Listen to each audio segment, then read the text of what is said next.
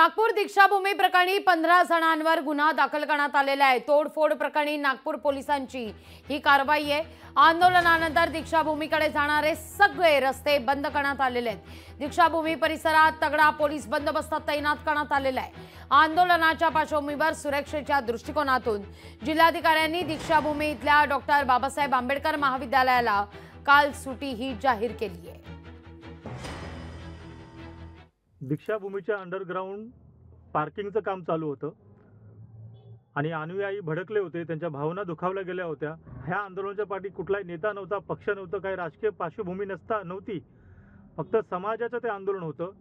आणि आज तिथल्या स्थानिक पोलिसांनी त्यांच्यावर खोटे गुन्हे दाखल केलेले आहेत, दंगलीचे गुन्हे दाखल केलेले आहेत। या सर्वांचा आम्ही जाहीर निषेध करतो। लवकरात लवकर सरकारने याची दखल घ्यावी, सर्व गुन्हे लवकरात लवकर तात्काळ मागे घ्यावे, अन्यथा या मुंबई आणि महाराष्ट्रामध्ये भीम आर्मीच्या माध्यमातून तीव्र आंदोलन केलं जाईल। लोकशाही मराठी ऐका, पहा, जागरूक रहा।